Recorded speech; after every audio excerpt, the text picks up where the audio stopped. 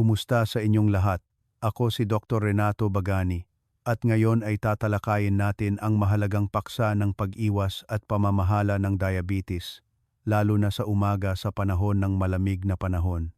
Kung gumising ka sa umaga na may tuyong bibig at pamamanhid ng mga daliri ng paa at kamay, iyan ay hudyat na humihingi ng tulong ang iyong mga daluyan ng dugo. Tuwing lumalamig ang panahon, maraming matatanda ang bumibisita sa aking klinika dahil sa ganitong dahilan. Saan 35 taon ko bilang doktor, marami na akong nakitang ganito. Ang kwentong gusto kong ibahagi sa inyo ngayon ay ang karanasan ng isang 76 taong gulang na lalaki, si Tatay Ben. Kilala si Tatay Ben sa kanyang barangay na malakas at masigla. Ipinagmamalaki niya na malakas ang kanyang tiyan. At tuwing umaga ay kumakain siya ng isang tasa ng mainit na kanin na may sabaw ng sinigang at kaunting bagoong, at pagkatapos ay iniinom ang 2 sachet ng matamis na try-in-ima na kape. Sabi niya, iyon lang ang kanyang kasiyahan sa buong araw. Sa labas, mukhang wala namang problema, ngunit sa loob ng katawan ni Tatay Ben, lalo na ang kanyang pancreas at mga daluyan ng dugo, ay tahimik na humihingi ng tulong tuwing umaga. Ang resulta, noong nakaraang buwan, pagkababa niya sa kama sa umaga, nanghina ang kanyang mga binti at siya ay natumba. Ipinakita ng mga resulta ng pagsusuri na mayroon na siyang early stage diabetes complications. Nasaan ang ugat ng problema? Dahil lang ba ito sa 3-in-1 na kape? Hindi lang iyon. Ang tunay na dahilan ay ipinagwalang bahala niya ang espesyal na kondisyon ng umaga sa taglamig. Ang taglamig ay ang pinakamahirap na panahon para sa mga pasyenteng may diabetes. Kapag lumalamig ang panahon, ang mga daluyan ng dugo na parang mga tubo ng tubig sa katawan ay kumikipot upang mapanatili ang init. Ang mga tubo ay lumiit at dahil mas kaunti ang pisikal na aktibidad sa taglamig, ang dugo ay nagiging mas malapot. Kapag ang ganitong malapot na dugo ay pilit na dumadaan sa makipot na tubo, tiyak na tataas ang presyon. Sa katunayan, ipinapakita ng mga istatistika ng kalusugan ang isang nakakagulat na katotohanan. Ang average na fasting blood sugar ng mga pasyenteng may diabetes sa taglamig ay mas mataas ng hanggang 20 mg DL kaysa sa ibang panahon. Hindi lang ito basta pagtaas ng numero. Ito ay babala na ang mga pader ng iyong daluyan ng dugo ay nahaharap sa mas matinding presyon kaysa dati, parang isang ticking time bomb na maaaring sumabog anumang oras. Ang pinakadelikadong oras ay sa umaga kapag walang laman ang tiyan. Buong gabi tayong natutulog at hindi umiinom ng tubig, kaya't ang lapot ng dugo ay tumataas. Dagdagan pa ito ng maling almusal na nagiging sanhi ng spike sa blood sugar. Ang mabilis na pagtaas ng blood sugar ay parang nagdaragdag ng gasolina sa apoy. Maraming tao ang nakakarinig sa radyo o sa balita na kailangan nilang kumain ng ganito at iwasan ang ganito, ngunit hindi nila nauunawaan ang pinagbabatayan na prinsipyo kung bakit tuwing umaga ay tila nakasakay sila sa roller coaster ng blood sugar. Tayong mga Pilipino ay sadyang may mas mahinang pancreas kaysa sa mga kanluranin. Kaya kung gagamitin natin ang eksaktong pamamahala na ginagamit nila, hindi natin malulutas ang problema. Kaya, ngayon ay naghanda ako ng espesyal na nilalaman. Ibubunyag ko ang espesyal na reseta na aking binuo sa loob ng mahigit 35 taon ng paggamot sa mga pasyente. Hindi ito tungkol sa mga gamot na amoy ospital. Ipapakita ko sa inyo kung paano ang isang tasa ng tsaa na iniinom pagkabukas ng mga mata ay maaaring tunawin ang namuong mga daluyan ng dugo. Hindi lang basta kumain ng pinakuluang itlog ang mabuti, kundi kailangan ding iayon ang pagkakasunod-sunod ng pagkain upang maprotektahan ang pancreas at isang kamangha-manghang 10 minutong routine sa umaga na makakatulong na mapababa ang blood sugar ng walang gastos. Ipinapangako ko sa inyo, subukan lang sundin ang aking mga tagubilin ngayon sa loob lamang ng 3 araw. Ang inyong mga manhid na kamay at paa ay unti-unting iinit at ang inyong nahihilong ulo tuwing umaga ay magiging malinaw. Mararamdaman mo kaagad ang pagkakaiba. Si Tatay Ben, sa pamamagitan din ng pamamaraang ito, ay naibalik ang kanyang HbA1c, ang kanyang average blood sugar, sa normal na antas. Bago tayo magsimula, upang suportahan ang layunin ng malusog na pamumuhay hanggang 100 taong gulang, mangyaring pindutin ang like button at mag-iwan ng dalawang salita, kalusugan, kalusugan, sa section ng komento. Ang isang maliit na determinasyon mula sa inyo ay ang unang hakbang upang mapangalagaan ang kalusugan. Ngayon, alamin natin ang bawat lihim kung bakit nagdedeklara ng emergency ang ating katawan tuwing umaga sa taglamig. Mga kaibigan, mayroon ba kayong mga nakasanayang gawin sa umaga dahil narinig ninyong ito ay mabuti para sa kalusugan o madali lang gawin dahil sa pagbaba ng blood sugar? Mariin kong sinasabi, mula ngayon, ang tatlong gawain na ito ay huwag gawin sa umaga sa taglamig. Kung ipagpapatuloy ninyo ito, kahit uminom pa kayo ng mahiwagang gamot, wala itong epekto. Una, uminom ng lemon honey water o 3-in-1 na kape sa walang laman na tiyan.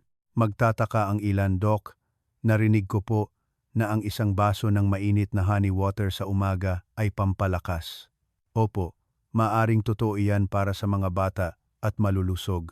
Ngunit sa ating edad, kung saan ang pag-aalala sa diabetes ay nakabuntot, iyan ay lason. Ano ang mangyayari kung sa walang laman na tiyan, pagkatapos ng isang gabi ay agad kang maglalagay ng likidong asukal? Parang nagbubuhos ka ng gasolina sa isang nasusunog na tumpok ng kahoy. Ang napakabilis na pag-absorb ay nagpapahirap sa pancreas na nagiging sanhi ng mabilis na pagtaas ng blood sugar. Lalo na pagkatapos ng 60 taong gulang, ang kakayahang maglabas ng insulin ay bumababa. Ang isang tasa ng traina, 1 na kape sa puntong ito, ay parang torture na nagpipilit sa pancreas na pigain ang lahat ng lakas nito. Pangalawa, laktawan ang almusal dahil sa kawalan ng gana. Ito ay isang napakadelikadong maling akala. Iniisip ninyo na kung hindi kayo kakain, hindi tataas ang blood sugar. Mali kayo. Ang ating katawan ay magdedeklara ng emergency. Ang stress hormone na cortisol ay ilalabas, na mag-uutos sa atay, emergency. Ilabas agad ang nakaimbak na asukal. Kaya naman may kakaibang sitwasyon na kahit nilaktawan ang almusal, pagdating ng tanghali, mas mataas pa rin ang blood sugar kaysa normal. Pangatlo, mag-ehersisyo sa labas na may walang laman na tiyan sa malamig na hangin. Ang malamig na hangin sa umaga, sa taglamig, ang sanhi ng pagliit ng mga daluyan ng dugo. Kung mag-ehersisyo ka sa malamig na hangin na may walang laman na tiyan, tataas ang presyon ng dugo. Ang katawan, upang makatipid ng enerhiya, ay mas magiging aktibo sa pag-iimbak ng taba. Kaya, bakit napakahirap kontrolin ang blood sugar tuwing umaga? Hindi lang ito dahil sa kung ano ang kinakain, kundi dahil sa pag-on ng automatikong pampainit sa loob ng ating katawan. Ito ay tinatawag na dawn phenomenon sa medikal na termino. Mula 3 a.m. hanggang 6 a.m. habang natutulog ka, ang katawan ay nagsisimulang maghanda para gumising. Naguutos ang utak, i-on ang pampainit upang taasan ang temperatura ng katawan na bumaba habang natutulog. Sa oras na ito, ang mga stimulating hormone tulad ng adrenaline at growth hormone ay inilalabas, na naglalabas ng nakaimbak na glucose mula sa atay patungo sa dugo. Dito nagsisimula ang problema. Ang malusog na tao ay may insulin na gumaganang mahusay bilang thermostat na pumipigil sa pampainit na sobrang uminit. Ngunit sa mga taong may diabetes o pre-diabetes, sirang-sira na ang thermostat na ito. Ang pampainit ay patuloy na tumatakbo ng napakainit at walang sinumang makapagpapababa ng apoy. Iyan ang dahilan kung bakit kahit hindi kumain buong gabi, mataas pa rin ang blood sugar sa umaga. Ipinapakita ng mga pag-aaral na ang blood sugar ng mga pasyenteng may diabetes ay maaaring automatikong tumaas ng average na 10,020 mg DL sa loob lamang ng isang gabing tulog. Dagdag pa rito, tayong mga Pilipino ay may kapalaran na medyo mapang-api. ngunit kailangan nating tanggapin na ang sukat ng ating pancreas ay iba. Ipinapakita ng mga pag-aaral sa Asian body type kumpara sa Westerners ang isang malungkot na katotohanan. Kahit pareho ang taas at timbang, ang sukat ng ating pancreas ay mas maliit ng humigit kumulang 123% kaysa sa kanila. Mas seryoso pa, ang kakayahan nating maglabas ng insulin ay mas mababa ng hanggang 365%. Ipapakita ko sa inyo ang isang madaling maunawaan na paghahambing. Ang pancreas ng isang kanluranin ay parang isang malaking kaldero na ginagamit sa pagluluto ng pagkain para sa piyesta. Samantala, ang pancreas nating mga Pilipino ay parang maliit na palayok na ginagamit lang sa pagluluto ng kanin. Ang malaking kaldero, kahit malaking kahoy ang gamitin mo, mahirap itong umapaw. Ngunit sa maliit na palayok, kung parehong dami ng kanin at asukal ang ilalagay mo, tulad ng sa malaking kaldero, ano ang mangyayari? Agad itong kukuluan at aapaw. Iyan ang dahilan kung bakit tayong mga Pilipino, kahit hindi gaanong mataba, ay madaling magkaroon ng diabetes. At sa umaga, kahit kaunting kapabayaan, ang blood sugar ay tumataas. Si Tatay Ben, na aking binanggit kanina, ay hindi rin alam ang teorya ng maliit na palayok na ito. Maliit na palayok, malamig na panahon, tamad mag-ehersisyo, at sa umaga ay agad naglagay ng 3-in-1 na kape, isang napakalakas na gasolina na nagdulot ng paghinto sa pancreas. Bukod pa rito, sa taglamig, ang sympathetic nervous system ay nagiging hyperactive upang labanan ang ginaw na naglalabas ng mas maraming hormone na nagpapataas ng blood sugar. Ito ay talagang isang sunod-sunod na problema. Ngayon ay nauunawaan na ninyo ang sanhi, hindi ba? Ang ating pancreas ay isang maliit at mahalagang palayok. Tuwing umaga, ang katawan ay nagpapagana ng pampainit nito sa buong kapasidad. Kaya, paano natin palamigin ang mainit na palayok na ito at pigilan itong umapaw? May isang napakagandang paraan, walang gamot, walang gastos, kailangan lang baguhin ang pagkakasunod-sunod sa mesa ng almusal. Kung may nararamdaman kayong kakaiba, huwag mag-alala, ibahagi ang video na ito sa inyong mga kaibigan. Sabihin sa kanila na dahil ito sa ating pancreas na parang maliit na palayok, mas madaling pangalagaan ang kalusugan kung magkakaintindihan tayo. Ngayon, matagal na kayong naghihintay, hindi ba? Susunod, ibubunyag ko ang 3 konkretong solusyon upang maprotektahan ang ating pancreas na parang maliit na palayok at kontrolin ang blood sugar sa umaga. Ito rin ang takdang aralin na ibinibigay ko sa aking mga pasyente. Walang gastos, walang mapait na gamot na iinumin. Kailangan lang baguhin ang pagkakasunod-sunod. Solusyon 1. Pagkagising na. Pagkagising, inumin agad ang ganitong klase ng inumin. Iyan ay salabat ginger tea o tsaa ng dahon ng banaba.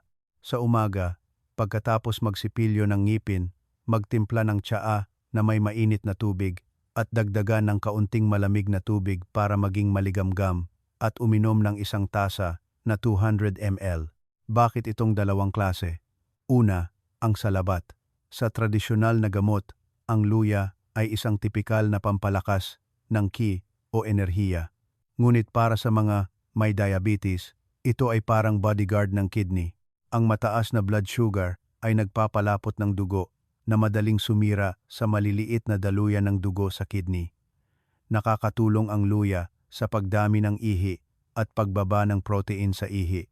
Ngunit ang tunay na bituin na nakakatulong sa pagkontrol ng blood sugar ay ang tsaa ng dahon ng banaba. Ang pangalan ay medyo kakaiba, ngunit ito ay isang tropikal na halaman na ang dahon ay naglalaman ng corosolic acid. Tinatawag ko itong traffic enforcer sa daluyan ng dugo. Kapag ang glucose ay bumara sa daluyan ng dugo tulad ng traffic, ang enforcer na ito ay sisipol. Huwag kang tumayo dito, pumasok ka sa parking lot sa loob ng cell.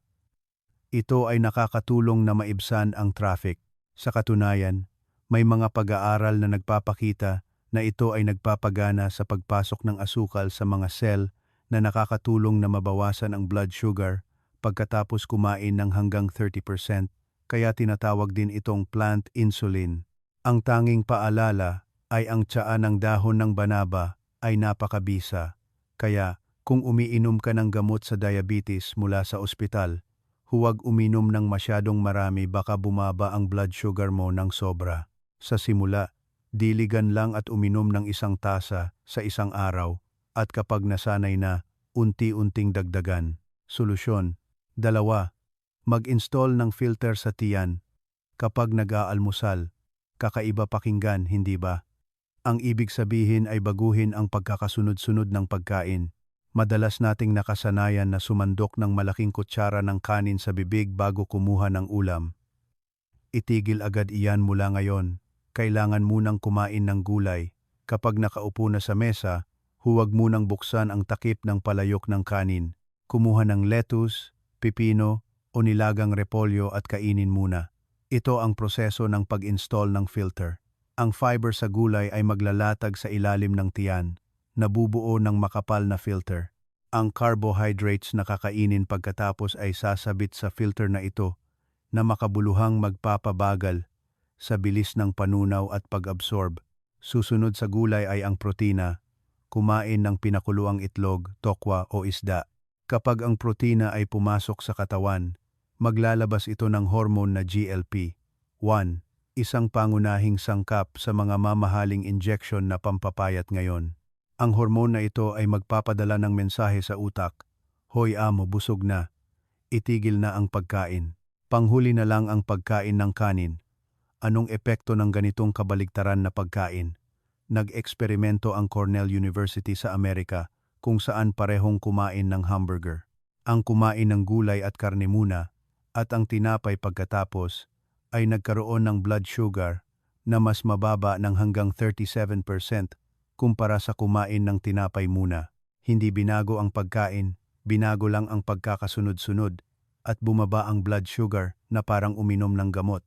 Solusyon 3. Bitawan ang kutsara 30 minuto, pagkatapos ay pakainin ang kalamnan. Pagkatapos kumain, madalas kayong nagsasabi, "Ay, busog na ako," at nahiga sa sofa para manood ng TV, hindi ba? Sa sandaling iyon, ang inyong mga daluyan ng dugo ay naliligo sa matamis na tubig. Humigit kumulang 30 minuto pagkatapos kumain ang oras kung kailan ang asukal ay natutunaw at bumubuhos sa dugo. Ito ay isang gintong pagkakataon, maglakad ng eksaktong 10 minuto. Hindi na kailangang magsuot ng sports attire at lumabas. Maglakad-lakad lang sa sala o habang naghuhugas ng pinggan ay mag-squat ng bahagya. Bakit ito mahalaga? Ang ating mga kalamnan sa hita at binti ay parang malalaking espongha. Kapag gumagalaw ang kalamnan, ito ay kumikipot at lumalaki na sumisipsip ng asukal sa dugo tulad ng espongha na sumisipsip ng tubig. Mas kamangha-mangha pa, sa oras na ito, ang kalamnan ay kukuha ng asukal nang hindi na kailangan ng insulin na nagpapahinga sa pancreas. Si Tatay Ben noong una ay nag-alinlangan. "Dok, uunahin ba ang kanin o ang gulay? Hindi ba magulo ang tiyan ko? May silbi ba iyan?" Sabi ko sa kanya na subukan lang sa loob ng 1 linggo. Pagkagising sa umaga, uminom ng maligamgam na tsaa, kumain ng gulay muna, pagkatapos ay kanin, at habang nanonood ng balita, ay maglakad-lakad sa bahay. Pagkalipas ng 1 linggo, bumalik siya at sinabi, "Dok, dati, pagkatapos kong mag-almusal, madalas akong inaantok at kailangan kong matulog sa tanghali. Ngayon ay gising na gising ako. Wala nang antok pagkatapos kumain. Iyan ang malinaw na ebidensya na hindi na ako nagkakaroon ng biglaang pagtaas ng blood sugar." Ano sa tingin ninyo? Walang gastos, hindi ba? Ang perang pambili ng supplements, itabi ninyo para bumili ng sariwang gulay sa palengke at 1 kahon ng tsaa ng dahon ng banaba, tapos na. Simulan agad ngayong gabi. Huwag nang hintayin ang bukas. Kung sa tingin ninyo ay kapaki-pakinabang ito, mangyaring ibahagi ito sa inyong mga mahal sa buhay. Lalo na sa mga matitigas ang ulo na asawa na naniniwala pa rin na kailangan kumain ng kanin para mabusog, ipakita sa kanila ang video na ito. Alam na ninyo ang pamamaraan uminom ng tsaa, sundin ang pagkakasunod-sunod ng pagkain, at maglakad. Ngunit bukas paggising, baka makalimutan ninyo, uunahin ko ba ang tubig o ang kanin?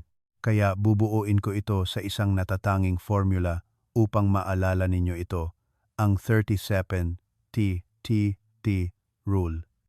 Isinulat din ni Tatay Ben ang malaking numerong ito at idinikit sa refrigerator. Halimbawa, kung gumising ka ng 6:30 a.m., pagkatapos maligo, ang unang 40 minuto ay para sa pag-inom ng tsaa. Uminom ng isang baso ng maligamgam na salabat o banabati, huwag agad kumain ng kanin. Hayaang lumabas ang tsaa sa katawan at gisingin ang pancreas. Maghanda ka na, papasok na ang asukal.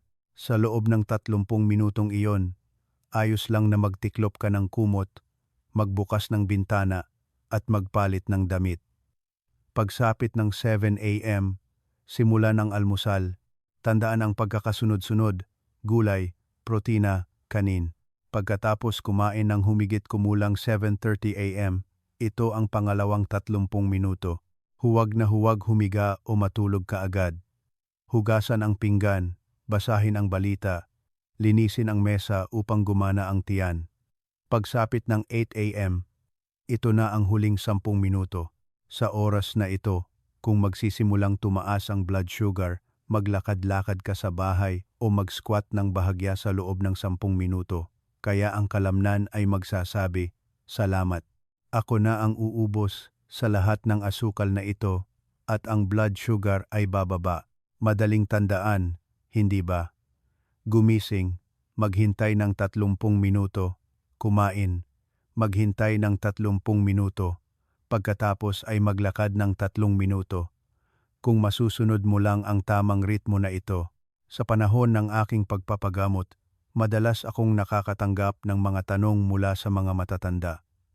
Pipiliin ko ang 3 tanong na may kaugnayan sa taglamig na madalas na pinagmumulan ng maling akala upang sagutin agad. Tanong 1, "Doc, masipag po ako. Tuwing 5 a.m. ay naglalakad ako sa parke. Hindi ba po iyon maganda?" Mga kaibigan, pakiusap, itigil na ninyo ang pag-ehersisyo sa madaling araw ng taglamig. Hindi ito ehersisyo, kundi pagsusugal sa buhay. Ang 4005 a.m. ay ang pinakamababang temperatura mula sa mainit na kumot. Paglabas sa malamig na hangin, agad naliliit ang mga daluyan ng dugo dahil sa thermal shock. Tataas ng mabilis ang presyo ng dugo at ang mahinang daluyan ng dugo sa utak o puso ay maaaring pumutok o barado. Sa katunayan, ang emergency room ay nakakatanggap ng pinakamaraming kaso ng stroke at heart attack sa madaling araw ng taglamig. Hintayin ninyo ang pagsikat ng araw at ang pag-init ng panahon o mag-ehersisyo sa loob ng bahay para mas ligtas. Tanong 2, maganda po ang prutas. Puwede po bang kumain ng peras pagkatapos ng kanin bilang dessert? Hindi puwede. Ang pagkain ng prutas bilang dessert pagkatapos kumain ay isang napakasamang ugali. Puno na ang tiyan ng kanin at carbohydrates, pagkatapos ay dadagdagan pa ng asukal mula sa prutas, kaya't ang dugo ay magiging makapal na parang pulot. Bukod pa rito, ang kanin at prutas na magkahalo sa tiyan ay magpapaburo at maglalabas ng gas na magiging sanhi ng hirap sa panunaw. Kung gusto mong kumain ng prutas, kainin ito 30 minuto bago kumain o kainin sa pagitan ng mga pangunahing pagkain. At huwag pilitin na inumin ang juice. Nguyain ang buong prutas, pati ang balat, upang ang fiber ay makatulong na bumagal ang pagtaas ng asukal. Isang kalahating peras o isang kalahating mansanas sa isang araw ay sapat na. Tanong 3, sa taglamig, normal lang po ang pagbitak ng sakong na dumudugo, hindi po ba? Huwag na huwag ninyong ipagwalang bahala ito. Para sa mga may diabetes, mas mahalaga ang mga paa kaysa sa mukha. Ang mataas na blood sugar ay nagpapawala ng pakiramdam sa peripheral nerves at dahil sa mahinang sirkulasyon ng dugo, hindi nararamdaman ang sugat sa paa. Ang pagbitak ng sakong sa taglamig ay pasukan para sa bakterya na magdulot ng matinding impeksyon na maaaring humantong sa diabetic foot ulcer na may napakasamang kahihinatnan. Mula ngayon, pagkatapos maligo, huwag munang maglagay ng facial cream. Maglagay ng makapal na moisturizing cream sa paa muna at magsuot ng mainit na medyas upang mapanatili ang malambot na paa. Mahal kong mga kaibigan, ang 30,000 rule at ang tatlong paalala na ito, kung pakinggan lang at hindi isasagawa, ay walang silbi. Ang sinumang determinado na gawin ito simula bukas ng umaga ay mangyaring mag-iwan ng komento ng numerong 1 sa ibaba. Ang numerong 1 na iyon ay isang pangako na unahin ang kalusugan bilang numero 1 at isa ring pangako sa akin, si Dr. Renato Bagani. Kapag nakita mong may ibang nagkomento ng 1, magkakaroon ka rin ng dagdag na motibasyon dahil alam mong hindi ka nag-iisa. Si Tatay Ben, noong una ay tamad, ngayon ay kaya nang gawin ito kahit nakapikit. Kailangan lang ng 3 linggo para maging ugali. Sa huli, upang maalala ninyo ito, buod ko ito sa 3 linya at ia-update ang sitwasyon ni Tatay Ben ngayon. Pagkagising sa umaga, huwag agad magmadali sa mesa ng almusal. Uminom ng 1 baso ng salabat o tsaa ng dahon ng banaba upang gisingin ang pancreas na parang maliit na palayok. Sa pagkain ng kanin, kailangan munang nguyain ang gulay, pagkatapos ay karne, at panghuli ang kanin upang makagawa ng filter sa tiyan. Pagkatapos ng 30 minuto, maglakad ng eksaktong 10 minuto upang sipsipin ng kalamnan sa hita ang lahat ng asukal. Ang 3 bagay na ito ay mukhang hindi gaanong mahalaga, hindi ba? Ngunit ang resulta ay parang mahika. Ang diabetes ay hindi isang sakit na gagaling lang sa pag-inom ng gamot. Kailangan lang baguhin ng kaunti ang pamumuhay at ang katawan ay gagantimpalaan ka ng nararapat. Kaya ni Tatay Ben, 76 taong gulang na ngayon, wala kang dahilan para hindi mo magawa.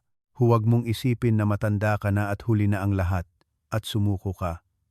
Bukas ng umaga ay ang pagkakataon na buhayin muli ang iyong mga daluyan ng dugo. Bukas ng umaga, pagkabukas ng mga mata mo, hahanapin mo ba ang iyong sachet ng throw-in-1 na kape o magtitimpla ng 1 tasa ng nakapagpapagaling na tsaa? Nasa iyo ang pagpipilian. Ngunit tandaan, ang maliit na ugali ngayon ay ang lakas upang sa loob ng 10 taon ay makapaglakad ka pa rin ng buong kumpiyansa sa iyong mga paa. Ang kalusugan ay ang pinakamagandang regalo na maibibigay mo sa iyong mga anak at apo. Kung nakatulong ang video na ito upang magsimula ka ng isang umaga na puno ng enerhiya, mangyaring mag-subscribe at i-on ang notification bell. Babalik ako na may iba pang mahahalagang impormasyon sa kalusugan. Nais ko sa inyo ang isang malusog at masayang araw. Maraming salamat.